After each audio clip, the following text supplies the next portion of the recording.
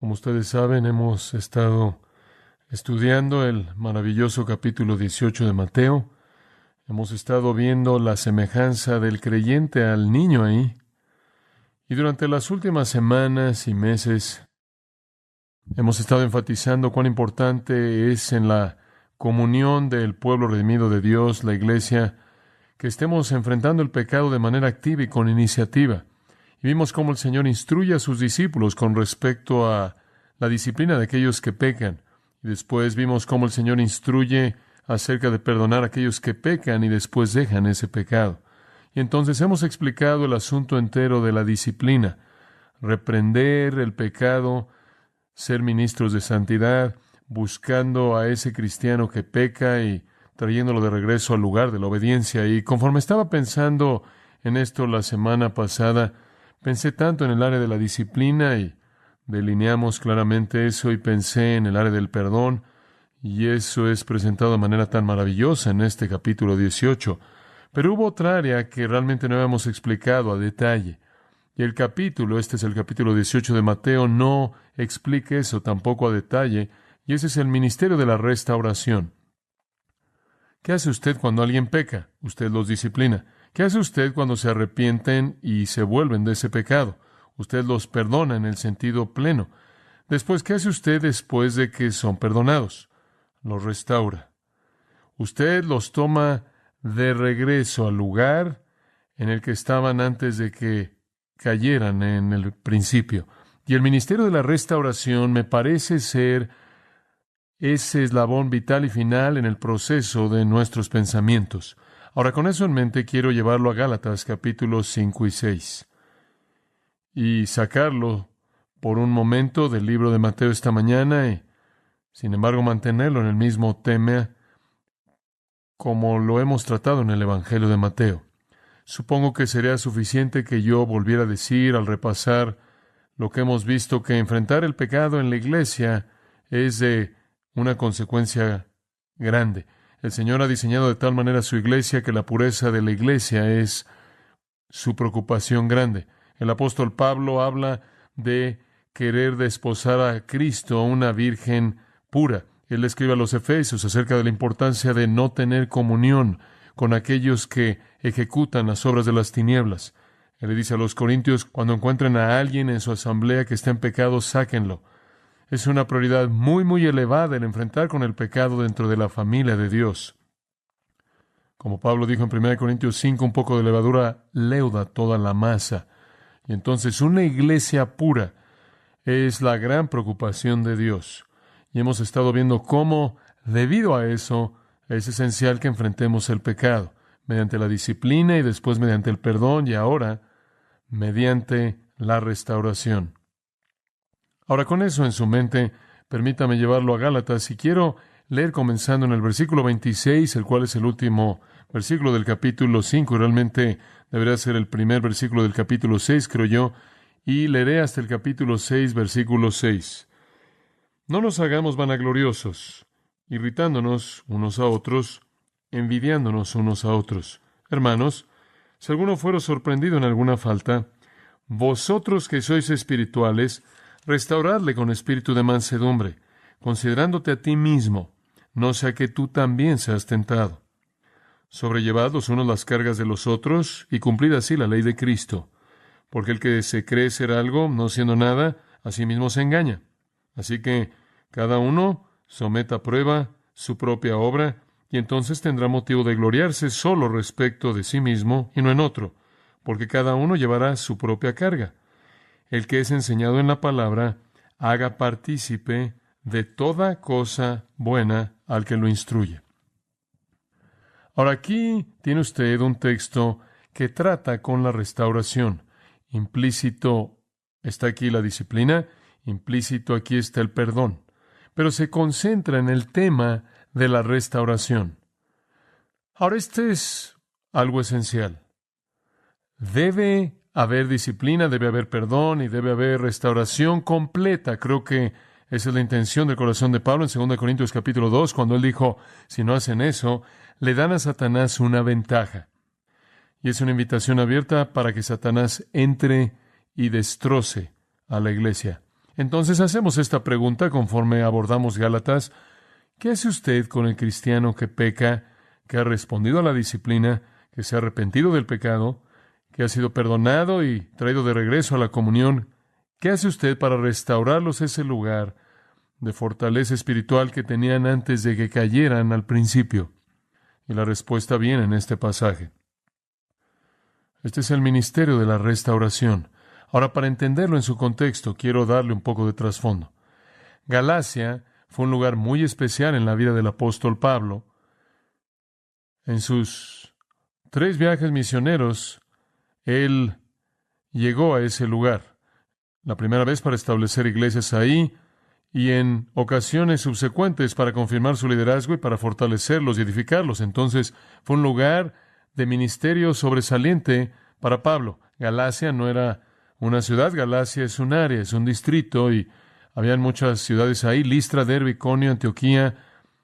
Y en todos esos diferentes lugares, Pablo estableció el Evangelio de Jesucristo y la iglesia comenzó. Él regresó y reforzó el Evangelio de la gracia, les enseñó cómo vivir en gracia, les enseñó cómo disfrutar del poder del Espíritu de Dios, e iban bien. Tuvieron un buen comienzo, un comienzo maravilloso. Y después vinieron algunos que eran llamados los judaizantes. Eran judíos. No negaban el cristianismo, no negaban a Jesucristo, no negaban el Evangelio. Simplemente decían que el Evangelio estaba incompleto y que hay algunas cosas que se le deben añadir, específicamente circuncisión y guardar la ley mosaica. Y le dijeron a esos cristianos gálatas: realmente no son cristianos y realmente no están en el reino, porque son gentiles que no están circuncidados y no están caminando conforme a la ley de Moisés. Y entonces les impusieron legalismo judío, y de esta manera los conocemos como los judaizantes. Básicamente, enseñaron 3 cosas, y las vemos señaladas en esta carta. Número 1, enseñaron que Pablo no era un apóstol legítimo autorizado. Y tenían que enseñar eso porque la mejor manera que sabían para desacreditar su enseñanza era desacreditarlo a él.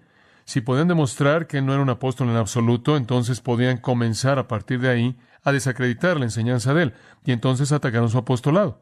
Y esa es la razón por la que Gálatas 1 y 2 son escritos para defender el apostolado de Pablo. En segundo lugar, dijeron que la salvación era mediante la circuncisión, después la fe. La fe sola no era suficiente, también tenía usted que tener esa cirugía. Esa es la razón por la que los capítulos 3 y 4 fueron escritos, para responder a ese argumento y para mostrar que la salvación era por la gracia mediante la fe, independientemente de la circuncisión. Y en tercer lugar, los judaizantes enseñaron que la vida cristiana demandaba que se guardara de manera completa la ley mosaica. Y esa es la razón por la que los capítulos 5 y 6 fueron escritos, para responder a ese error. Ahora, obviamente, los judaizantes habían tenido un impacto. No hay duda al respecto, y usted puede verlo en el fuego en los ojos de Pablo conforme escribe. Digo, no hay palabras amables en el sentido de que esta es la única carta que escribe en la que nunca reconoce a alguien por algo y no hay notas personales de qué hablar. Él simplemente los confronta. Y él sabe que han tenido un efecto, y es señalado de manera particular en el versículo 1 del capítulo 3. Oh Gálatas insensatos, ¿quién os engañó? Versículo 3. ¿Son tan necios, habiendo comenzado en el Espíritu, ahora serán perfeccionados por la carne? Y entonces los llama insensatos 2 veces. Alguien los había engañado. Había habido un efecto profundo en ellos. Ahora, para cuando llegamos al capítulo 6, estos Gálatas insensatos, que ahora en cierta manera estaban enredados en esta batalla de libertad, legalismo, esta batalla de ley, gracia, para cuando llegamos al capítulo 6, ya han oído bien a Pablo. Se les ha dicho una vez más, en términos muy fuertes, en el capítulos 1 y 2, que él de hecho era el apóstol de Dios. Y también se les había dicho en los capítulos 3 y 4 que la salvación es por la gracia, más nada, mediante la fe. Y también se les ha dicho con mucha claridad en el capítulo 5 que la vida cristiana es una vida de libertad, no de legalismo. Y entonces podría ser que en este momento en particular, que algo de la luz comienza a verse, se está disipando un poco la neblina, pero Pablo es un instrumento muy, muy astuto para que lo use el Espíritu de Dios, y él está muy consciente del hecho de que en esa asamblea de los Gálatas, como un resultado del ministerio que él había tenido y el ministerio que tuvieron los judaizantes, habrá una división. Habrán aquellos que sean los espirituales, los maduros, los que están andando en el Espíritu, y después estarán los legalistas que tratan por la energía de la carne producir todas las cosas que supuestamente deben hacer como están presentadas en la economía mosaica. Y él ve ahí un potencial simplemente para despedazar las asambleas en Galacia. Él puede ver una batalla que está por venir, y división, y discordia, y separación, y él sabe que tiene que enfrentarlo. Y entonces lo hace. Y de hecho lo que él dice es esto: ustedes que son espirituales, los que están bien, los que entienden y están caminando en el poder del Espíritu, su responsabilidad es levantar a los que no lo están haciendo. Y él establece para nosotros un principio de vida para la iglesia de Dios hasta que Jesús venga. Los fuertes cuiden de los débiles. Los espirituales cuiden de los carnales. Los que están de pie levanten a los que están caídos. La iglesia nunca fue diseñada para ser un lugar en donde usted va y es usted un espectador. No es un lugar en donde usted debe venir y ver la parte de atrás de la cabeza de alguien y simplemente irse y decir: Dios, ¿no estás emocionado porque vine? ¿Cumplí con mi deber religioso? La iglesia es un lugar en donde usted ministra el uno al otro juntos. Y sabe una cosa, será muy fácil para los gálatas espirituales que realmente habían aceptado la doctrina de la gracia de Pablo y ahora eran reafirmados al leer esta carta maravillosa, el entender realmente que estaban libres en la gracia, no estaban libres para hacer algo mal, sino por primera vez tener libertad para hacer lo correcto, capacitados por el Espíritu Santo, y entender la libertad que era suya en Cristo, y que realmente eran espirituales, y que en términos del versículo 16, capítulo 5, estaban andando en el Espíritu, y en términos del versículo 22, manifestando el fruto del Espíritu, y eran los espirituales, y en cierta manera podían mirar hacia abajo a los que estaban mal de una manera condenadora. Y esa es una tendencia, como usted sabe. La gente espiritual, la gente más madura, la gente que quizás ha tenido el beneficio de buena enseñanza, que quizás ha tenido el beneficio de buenos ejemplos y buen legado espiritual, que han sido obedientes y en el pasado han caminado con el Señor, algunas veces pueden llegar al punto en el que menosprecian a aquellos que no viven a su nivel espiritualmente. Y en lugar de ver eso como una oportunidad para el ministerio, se vuelve una oportunidad para la soberbia espiritual y una ocasión para la vanagloria, en donde usted en cierta manera se felicita a sí mismo por su espiritualidad. Y entonces él percibe eso. Y también existe ese potencial de que aquellos que son débiles y aquellos que tropiezan y aquellos que en cierta manera ven a los espirituales y los envidian, y la envidia se convierte en amargura y celos, y usted simplemente tiene una grieta en medio de la iglesia. Y entonces él sabe que deben unirse estos dos grupos. Él no quiere que los espirituales se enseñoreen de los carnales. Él no quiere que los fuertes se aprovechen de los débiles o los menosprecien, y él no quiere que los débiles resientan a los fuertes. Él no quiere ver una división entre los espirituales y los carnales. Y entonces él se adelanta en esta sección de Gálatas. Observa el versículo 26 del capítulo 5. Él acaba de concluir la afirmación de que si vivimos en el Espíritu y lo hacemos y somos cristianos, debemos andar en el Espíritu. En otras palabras, si nuestra vida, de hecho, está en el Espíritu posicionalmente, entonces debemos andar en el Espíritu prácticamente y vivirlo. Y después él dice esto: no nos hagamos vanagloriosos, kenodoxos. Significa que usted piensa que tiene un derecho a reclamar la gloria. Usted piensa que tiene un derecho al honor. Pensar que usted tiene alguna razón para su soberbia. Lo que realmente está diciendo es: no se envanezcan, no estemos deseando gloria, no estemos deseando honor. Y este es siempre el problema al que usted es empujado por el enemigo. Cuando usted llega al punto de cierta madurez espiritual y cierto crecimiento espiritual, usted comienza a percibirse a sí mismo como alguien digno de honor especial. Y después usted menosprecia a aquellos que no están a su nivel de madurez y comienza a verlos con menosprecio. Y después la fractura viene entre los espirituales y los no espirituales, los fuertes y los débiles. Y en lugar de que uno ayude al otro, en cierta manera uno menosprecia al otro. Y creo que eso es lo que él tiene en mente cuando dice irritándonos unos a otros, provocándolos. Y lo opuesto de esto al final del versículo 26 es que el otro va a envidiar al que parece ser más espiritual. Y esto no es lo que Pablo quiere en ninguna iglesia. Es esta especie de rompimiento entre aquellos que son fuertes y aquellos que son débiles. No hay lugar para eso. Está en su corazón. No solo aquí en Gálatas, sino permítame llevarlo de regreso a Romanos capítulo 15. Porque quiero que vea que esto no es algo que solo se encontraba en las iglesias de Galacia, sino que era una preocupación en común en el corazón de Pablo. En Romanos capítulo 14, usted simplemente tiene una sección tremenda de cómo los fuertes no deben ofender a los débiles. Y no debemos causar que alguien tropiece, no destruirlo de ninguna manera, sino edificar a esa persona débil. Y todo se resume en el capítulo 15, versículos 1 al 3. Nosotros entonces, en base a todo lo que dijo en el capítulo 14, nosotros entonces que somos fuertes, debemos llevar las debilidades de los débiles y no agradarnos a nosotros mismos. Que cada uno agrade a su prójimo para su bienestar, para edificación, porque aún Cristo no se agradó a sí mismo y usted puede detenerse ahí. Y Él establece ese modelo incomparable. Y el modelo es ningún otro que Jesucristo mismo, quien nos enseñó sobre nosotros y tenía toda razón para hacerlo, ¿verdad? Sino que se inclinó para llevar las debilidades de los débiles. Y créame, si llegó a haber una dicotomía entre débil y fuerte, fue entre Jesucristo y nosotros, ¿no es cierto? Y entonces Cristo es el modelo, Él dice, y la actitud es que debemos llevar las debilidades de los débiles. Debemos encontrar esos creyentes que son más débiles. Debemos encontrar esos creyentes que luchan mucho con la carne y no menospreciarlos en vanagloria y provocarlos, sino ministrarles. Llevar sus debilidades. De esta manera evitar que nos vean hacia arriba y nos envidien y se pongan celosos y se amarguen. Y después quiero llevarlo a otro pasaje en Primera de Tesalonicenses capítulo 5, versículo 14. Pablo de esta instrucción a la iglesia tesalonicense.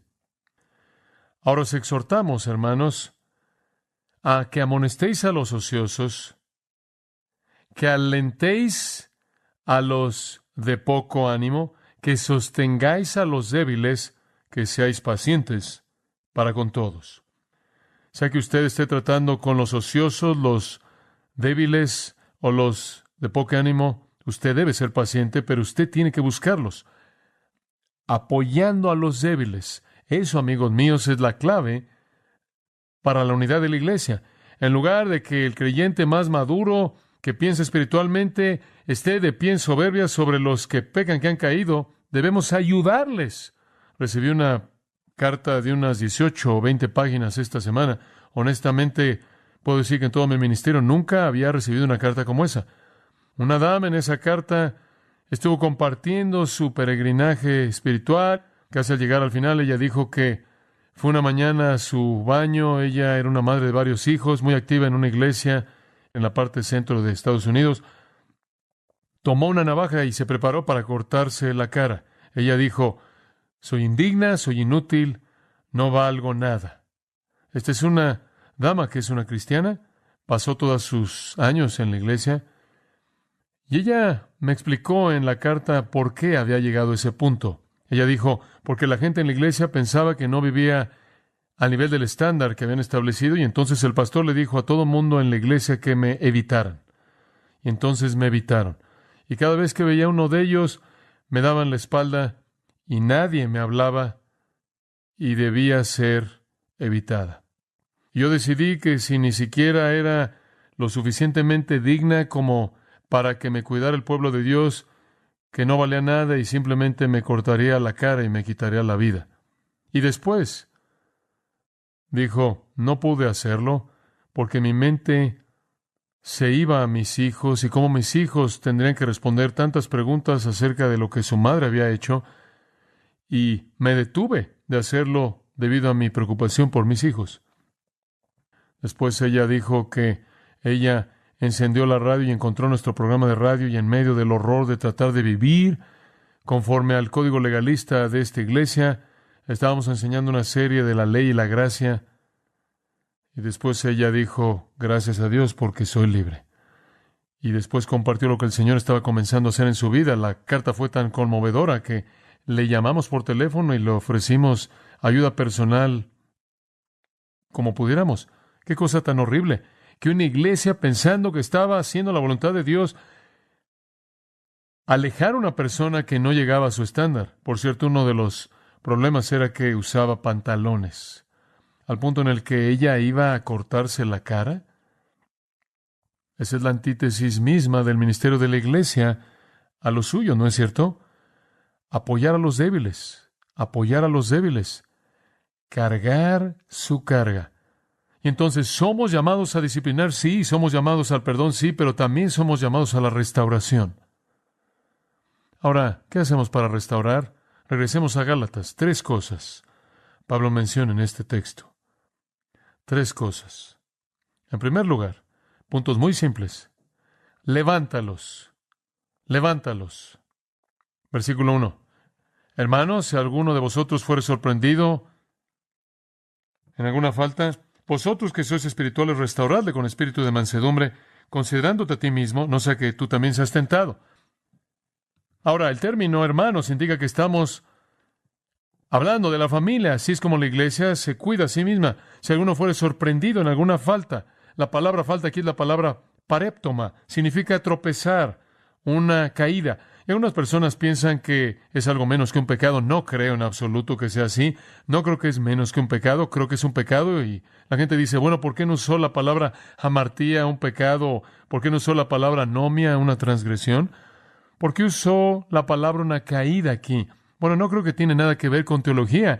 Creo que tiene que ver con el enfoque literario. Le está hablando de andar en el Espíritu. Versículo 16 del 5. Andad en el Espíritu. Versículo 25 del 5. Andad en el Espíritu. Y en el proceso de su caminar, usted resulta ¿qué? Caerse. Él no nos está dando una definición teológica del pecado como si fuera algo menos que serio. Él simplemente se está quedando con su metáfora. Y entonces él dice, si alguno fuere sorprendido. Ahora, permítame hablar de la palabra sorprendido por un minuto porque creo que ha sido malentendida también. No creo que es un hombre que está caminando, que es sorprendido por un pecado y dice, oh, este pecado me está venciendo. No creo que esa es la idea. Creo que la idea es que cuando un creyente va caminando y se encuentra con alguien que ha caído en un pecado, ¿ve la diferencia? No es que el pecado lo vence, es que usted se encuentra con la persona y toma a la persona que ha caído en el pecado. Si alguno es sorprendido, ahora la palabra es una palabra muy interesante, prolambano, tomar a alguien sin que esté preparado. Realmente no creo que el pecado nos puede tomar por sorpresa. Creo que tenemos las facultades y estamos caminando en el Espíritu para discernir eso. Entonces lo que estoy diciendo es que no existe algo tal como un pecado que no estamos dispuestos a cometer. Creo que lo que usted tiene aquí y la mejor expresión del texto, no puedo ser absolutamente dogmático, pero esta es una preferencia, es que se refiere al acto de detectar a otro cristiano en el proceso de pecar. Usted se encuentra con alguien que está en pecado y él se vuelve el punto entero del versículo. Entonces usted lo restaura. Ahora, usted no podría estar involucrado en la restauración si no lo hubiera sorprendido en el pecado, ¿verdad? Digo, usted lo ha visto. Usted sabe que está ahí. Usted se ha encontrado con esto. Y entonces usted encuentra a alguien en un pecado y la situación es establecida. Usted conoce a alguien en pecado. Usted se encuentra a alguien en pecado. Y lo que creo que está tratando de decir es que usted no va a vivir la vida inspeccionando a todo mundo. Es que conforme usted camina en el Espíritu, usted se encuentra con eso. No es que usted pertenece al servicio secreto espiritual y usted está metiendo su nariz en la vida de todo mundo. Es que conforme usted anda en el Espíritu, conforme usted vive, ustedes que son espirituales, se encuentran a alguien que fue sorprendido en una caída. Para mí esa es la expresión preferida. No está necesariamente mal decir que se refiere a alguien que ha sido sorprendido por algún pecado, pero prefiero la explicación que presenté. Ahora observen el versículo. Si usted encuentra a alguien así, vosotros que sois espirituales. Ahora esto es muy importante. Ahora, ¿quiénes son las personas espirituales? ¿Qué significa ser espiritual? Hablemos de eso. Decimos que alguien es espiritual o alguien es carnal. Permítame mostrarle lo que significa ser espiritual. Regreso a 1 Corintios capítulo 2, versículo 15. Y esta es tan solo una definición breve aquí. Pero el que es espiritual discierne todas las cosas o juzga todas las cosas, pero él mismo no es juzgado por nadie. Porque ¿quién entendió la mente del Señor para que le instruya? Mas nosotros tenemos ¿qué? La mente de Cristo. ¿Qué significa ser espiritual? Ser espiritual en el versículo 15 es lo mismo que tener en el versículo 16 ¿qué? La mente de Cristo. El que es espiritual es el que tiene la mente de Cristo. Visto de otra manera, en Efesios 5 dice, sed llenos de ¿qué? Del Espíritu. Entonces todas estas cosas van a suceder. Y después en Colosenses 3 dice, la palabra de Cristo mora en abundancia en vosotros, y lo mismo sucederá, por lo tanto concluimos que ser lleno del Espíritu es lo mismo como dejar que la palabra de Cristo mora en abundancia en usted. Por lo tanto, ser espiritual, esto es lo que significa, es ser lleno del Espíritu, es lo mismo que tener la mente de Cristo. Entonces, la persona espiritual es la persona que tiene la mente de Cristo. La persona con la mente de Cristo es la persona que está bajo el control del Espíritu Santo. Tener la mente de Cristo significa que usted sabe, debido a que la mente de Cristo está revelada aquí, ¿verdad? Usted conoce la palabra de Dios y usted está caminando en obediencia a ella. Como puede ver, cuando usted aprende la palabra de Dios, el Espíritu activa la respuesta obediente. Entonces, una persona espiritual es una que está caminando en el Espíritu. ¿Qué significa andar o caminar en el Espíritu? Significa tener la mente de Cristo. ¿Qué significa tener la mente de Cristo?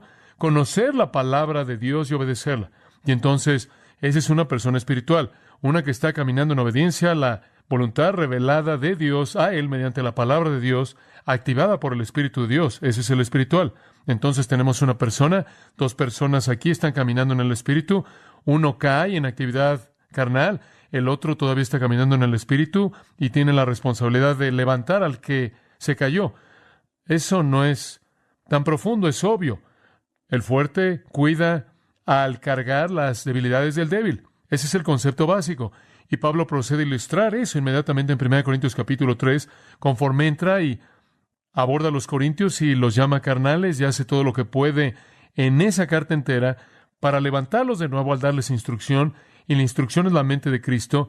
Él trata de inculcarles la realidad de la mente de Cristo y llamarlos a andar en el Espíritu. Entonces, de regreso a Gálatas capítulo 6, descubrimos entonces que al levantar a la persona, el que es espiritual, el que está caminando en obediencia, activado, capacitado por el Espíritu Santo, conociendo la mente de Cristo y respondiendo a ella, es llamado a restaurar al que fue sorprendido en el pecado. La palabra restaurar es una palabra muy común en el Nuevo Testamento. Catartizo es usada con mucha frecuencia. Simplemente significa reparar algo únicamente en el sentido de traerlo de regreso a su condición anterior. Restaurarlo a su condición anterior. Es usado de reconciliar a dos partes que están discutiendo. Es usado de restaurar huesos que están rotos. Es usado de colocar un miembro dislocado de regreso a su lugar apropiado. Es usado de reparar redes que están rotas. Esa palabra es una palabra muy común que se usa para coser algo, para restaurar algo a su condición original. Y eso es exactamente lo que nos está llamando a hacer. Escuche, no solo debemos reprender y disciplinar a una persona que cae en pecado. Los perdonamos con nuestro corazón y en términos de relación los restauramos cuando se arrepienten y después comenzamos el proceso de edificación entero de restauración que los coloca de regreso en el andar en el Espíritu en donde estaban antes de que pecaran. Entonces, hay un proceso de restauración espiritual involucrado y realmente estoy comprometido con el hecho de que la iglesia tiene que estar involucrada en esto. Esto es parte de fundir nuestras vidas juntos. No es suficiente simplemente venir e irse, no es suficiente simplemente ver lo que sucede. Hay un proceso de reconstrucción espiritual en el que estamos todos involucrados, los fuertes ayudando a los débiles, y permítame tan solo darle otro pensamiento en esta área.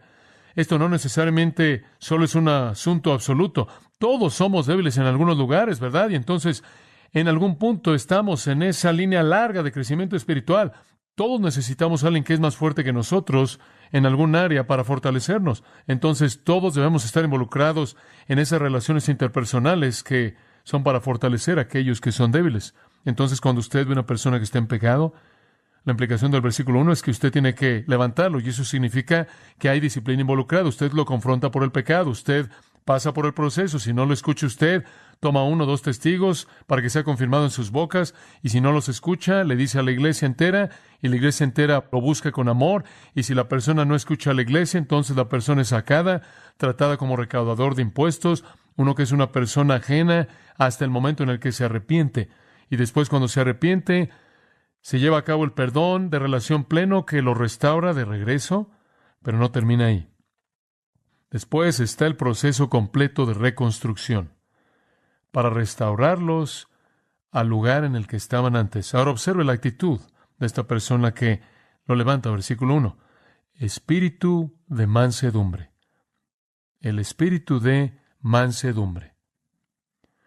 Humildad. Y de nuevo creo con todo mi corazón que Jesucristo es el modelo en esta área. En 2 Corintios 10:1, Pablo dice, yo, Pablo, os ruego por la mansedumbre y gentileza de Cristo. Cristo, quien vino a este mundo y vio a pecadores impíos, miserables, viles, desobedientes, ignorantes, y en silencio y paciencia nos espera para que regresemos al lugar que Él quiere que ocupemos, que desea restaurarnos a ese lugar que conocimos antes de que cayéramos. Y ese es el modelo. Y lo hacemos en un espíritu de mansedumbre. Nada más que nuestra mansedumbre cambia de eso a Cristo en un sentido, porque dice, considerándote a ti mismo, no sea que tú también seas tentado. Y en eso añadiríamos esto, que debemos abordar esto entendiendo que podremos estar en la misma posición, ¿verdad? Mientras que Cristo no podría debido a su perfección, nosotros sí podríamos. Y antes de que usted se ponga de pie y se considere como espiritual y muy maduro en términos de su peregrinaje hacia la perfección, usted nunca debe llegar al punto en el que usted menosprecie a alguien más, sino que más bien se inclina para ayudar a alguien más en humildad, lo cual es lo que esa mansedumbre significa, reconociendo que usted podría estar en esa misma situación porque usted no está exento tampoco de eso. De hecho, va a llegar usted tarde o temprano porque el pecado vive en usted. No hay lugar para la soberbia y vanagloria espiritual. No hay lugar para que la gente piense que es mejor que otra. Debe haber mansedumbre cuando consideramos que nosotros también podríamos caer. En 1 Corintios 10, Pablo ha dado, es una ilustración maravillosa del pueblo de Dios, Israel, cómo fueron sacados de Egipto. Versículo 1 habla de que ellos pasaron bajo la nube y por el mar y estuvieron en el desierto y fueron guiados por la gloria de Dios, Shekinah, y ellos, claro, entraron a la tierra prometida, y habla de cómo Dios los llevó por el desierto antes de eso. Pero dice, con toda la bendición de Dios, algunos de ellos cayeron en fornicación. Ahora estas son personas con mucho privilegio, pero estas personas con mucho privilegio pecaron. Ahora observa el versículo 11. Ahora todas estas cosas le sucedieron como ejemplo y fueron escritas para nuestra instrucción, sobre quienes los fines de los siglos han venido. Por tanto, así que el que piense estar firme, mire que no que caiga. No os ha sobrevenido ninguna tentación que no sea humana, y él procede a hablar de la manera de escapar, pero usted nunca debe llegar al punto en el que usted piensa que es invencible. Necesita haber una mansedumbre muy, muy básica en nuestra personalidad y nuestra actitud de corazón que dice, cuando ve a alguien más pecar, no voy a estar envanecido de manera arrogante y enseñorearme de esa persona, voy a estar agradecido con Dios porque mi propia vida no está marcada así por el pecado. Entonces los levanta. Y esté dispuesto a agacharse para levantar a alguien, sabiendo que usted podría ser el que necesita ser levantado, y tarde o temprano así será. Aunque su pecado quizás no sea el mismo que ese, habrá un pecado también del cual usted también necesitará ser restaurado. Segundo punto, el primero es levántelos. El segundo, sosténgalos. Y eso está en los versículos 2 al 5. Es un pasaje hermoso. Sobrellevad los unos las cargas de los otros y cumplid así la ley de Cristo. La palabra sobrellevar significa cargar, sostener.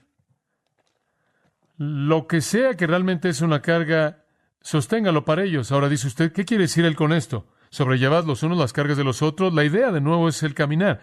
Este hombre va por el camino y él se cae. ¿Qué lo hizo caer? Bueno, él tenía algo que era demasiado pesado y lo aplastó y él se cayó y Si usted se puede imaginar eso, una caminata larga y una carga, y de pronto la carga se vuelve aplastante y se cae el hombre. Y usted dice, ahora que lo ha recogido, usted va a tener que colocarse debajo de eso y va a tener que ayudarle a cargar esa carga. Ahora, ¿cuál es esa carga? Bueno, yo creo que es, sea cual sea la debilidad que esté en esa persona espiritualmente, que amenaza inducirlo a caer en pecado. Sea cual sea el tipo de apertura que hay ahí en este tipo de su vida, sea cual sea la entrada que Satanás puede encontrar, sea cual sea la debilidad de personalidad, o sea cual sea lo que tiende a ser su talón de Aquiles, es donde usted tiene que colocarse y cargar la carga porque él no puede cargarla solo. Tantas veces una persona va a pecar, se va a arrepentir, ser perdonado y va a ser traído de regreso a la comunión y después nadie se molesta por colocarse debajo de la carga y después están cargando la misma carga de tentación en la misma circunstancia difícil que estaban cargando antes y simplemente vuelven a caer. Un hombre vino a verme, un joven, él dijo, él estaba desencajado, estaba turbado. Él tenía lágrimas y me dijo, he entregado mi vida a Cristo, pero dijo, fui un homosexual antes de que era salvo y dijo, he tenido problemas terribles. Él dijo, sigo tropezándome de regreso y metiéndome en relaciones. Y él dijo, y me arrepiento y le doy la espalda a eso y le pido a Dios que me perdone. Y él dice, y después voy y lo vuelvo a hacer. Y simplemente era una situación terrible, destructiva. Bueno, realmente no sabía cómo ayudarlo. Entonces simplemente ahí en el momento le dije, muy bien, te voy a decir lo que quiero que hagas. Cada vez que tú tengas una relación homosexual en las siguientes 2 semanas, las homosexuales pueden tenerlas con mucha frecuencia. Y cada vez que tú cultives pensamientos impíos en esa área, quiero que lo escribas en un párrafo completo y me lo expliques. Cada vez que lo pienses y cada vez que lo hagas, simplemente escríbelo. Y en las próximas 2 semanas, cuando nos veamos, puedes enseñarme la lista entera. Y él, en cierta manera, le sorprendió que yo dijera eso. Y yo simplemente le hice que me prometiera hacer eso. Y entonces, 2 semanas después, él regresó y él tenía esta sonrisa enorme en su cara. Y él entró por la puerta y después de que me dijo hola, dijo, no tengo nada que escribir. No hice nada. Yo le dije, ¿en serio? Él dijo, sí, esa es la primera vez. Es la primera vez, 2 semanas. Y yo dije, bueno, ¿cuál es la diferencia? Él dijo, no quiero decirte lo que hice. Esa es una manera de cargar su carga, ¿no es cierto? Usted carga su carga al forzar una rendición de cuentas en él. Hay muchas maneras en las que usted puede cargar la carga de alguien más. Hay muchas maneras de llevar la carga de alguien. No puedo decirle a cuántas personas yo le he dicho, ahora si crees que tienes un problema en esa área y te ves tentado en esa área, mira, esto es lo que sugiero que hagas. O aquí está, tomo el teléfono y hago una llamada y hago que alguien le cargue la carga contigo y no sé cómo usted hace eso. Básicamente es al estar cerca de alguien y hacer que rindan cuentas. Esa es la manera en la que lo veo. No conozco otra manera de cargar las cargas de la gente fuera de estar cerca de ellos y hacer que rindan cuentas. Pero hay más, restauraciones más que tan solo decirle a un hombre, debes estar caliente y lleno. Usted sabe, digo, vamos a dejarte entrar de regreso. Ahora, ¿estás bien? Y después la persona todavía está luchando bajo la misma carga porque nadie está ahí abajo ayudándole a cargar esa carga hasta que eventualmente se aligera en el proceso de la obediencia espiritual. Y por cierto, no solo les diga, usted sabe cómo tantos les dicen Salmo 55:22 o algo así, en donde dice, echa sobre Jehová tu carga, él te sustentará, o 1 Pedro 5:7, echando toda vuestra ansiedad sobre él. El Señor quiere hacer eso a través de usted y yo. Tenemos que cargar las cargas de manera mutua, y observa al final del versículo 2, si es tan amable, que esto cumple la ley de Cristo. ¿Sabe usted de la ley de Cristo? Ciertamente usted conoce la ley del Antiguo Testamento, ¿verdad? ¿Qué es la ley de Cristo? Muy clara. Juan 13:34 y 35. Un nuevo mandamiento os doy, dijo Cristo. ¿Qué? Que os améis unos a otros. Entonces, ¿cuál es la ley de Cristo? Es la ley del amor. Es la ley del amor. Y el amor levanta y el amor sostiene. Santiago la llama la ley real. Es llamada la ley perfecta de la libertad y es nuestra responsabilidad. Ser alguien que carga cargas es nuestro ministerio unos a otros. Y francamente, la mayoría de los cristianos no hacen esto. Yo me hago la pregunta y le hago la pregunta a usted. ¿A quién en este momento le está ayudando usted a cargar la carga de la tentación y la debilidad? ¿Alguien? ¿Alguien a quien usted está nutriendo? ¿Está cargando usted la carga de alguien? ¿Está usted en el proceso de restaurar a alguien? Es tan fácil para nosotros estar tan distantes.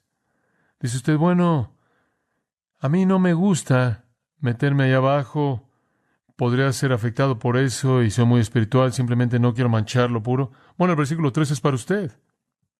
Porque el que se cree ser algo, no siendo nada, ¿no siendo qué? Nada, a sí mismo se engaña. Básicamente ese versículo es un versículo maravilloso de antropología. Dicho de manera simple, el hombre es que nada. Nada, eso es lo que dice. Saque usted todas las frases que modifican. No somos nada. ¿Qué está protegiendo? De cualquier manera, usted no es nada. Si lo mejor de nosotros es el primero de los pecadores, ¿qué somos? No somos nada.